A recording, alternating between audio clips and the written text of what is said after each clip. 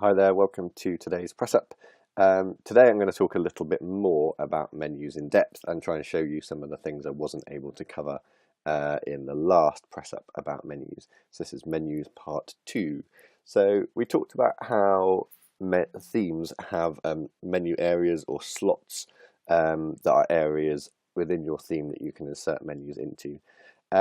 The theme that we used in the last press up only had one menu area, so it wasn't very good for demonstrating how this works. So I've installed and activated a new theme which is called responsive, and that's what I'm showing you right now. So this has a menu area here and currently has just a list of pages in, and that's what you get. We haven't actually assigned a menu to a menu area, which is why this doesn't have the same menus as we saw previously. So it's one thing that's useful to note is that if you change your theme, you will quite often lose the associations between the menus you've created and the menu areas, the menu locations within your theme that they are assigned to. So you may find your menus all go haywire when you change your theme. So we've got this installed. This theme actually has more than one menu area. So let's go to the dashboard and see how that looks. You'll see because I've installed this theme, I've actually got some additional menu items here that the theme has created. That's nothing to worry about. Let's go back into appearance and menus. And what you'll see now here, the menu that we created before, where we created food as a sub-item of news, is still there, but it's not assigned to any theme location. And that is why the theme has just decided to print a list of pages in that menu. So what we can do is we can add this to the top menu, for example, and click Save. So what we've done is we've assigned this menu, this list of items, to this theme location. And now if we go back to look and refresh the page, oh, that's the wrong button. I do that quite often actually. Let's go back to our theme and refresh the page. Where has that gone? That's gone into the top right hand corner. So sometimes it's not necessarily clear from the name where the theme location actually is.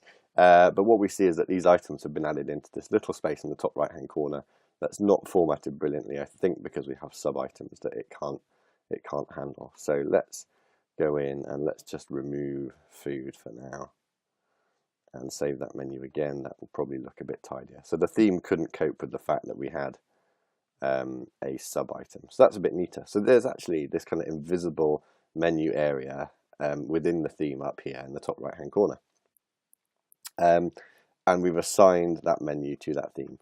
Let's just, for sake of clarity, let's go and just we created a link to Google before, so in the links section here we can create a link to wherever we want to go. This will just help us see what we're assigning to where. Let's save that menu again and refresh the home page again.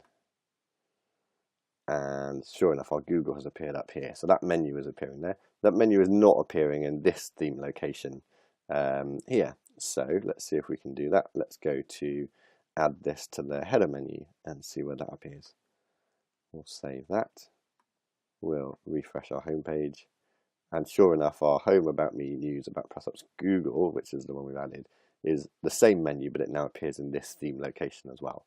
So there are two other theme locations, a subheader menu and a footer menu. So let's just add to the footer menu as well, and refresh the home page. And somewhere down the bottom, we should see that these links appear down here as well. Great. Now, what if we want different menus in different places? We can create a new menu. We can call it footer menu items. We can create that, and let's just say we want about me and we want the news category. So those two things are added into our footer menu items. We can now add this to the footer menu. It says it's currently set to menu 1, but we're going to change that so that footer menu items appears. Save that, refresh the page, and sure enough, we've now got about me and news down at the bottom of the page.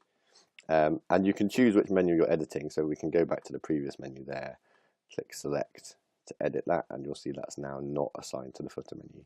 So hopefully that makes sense. You can have more than one menu, you can create new menus, you can assign menus to the various different theme locations or menu locations that your theme creates, and that should be all you need to know about.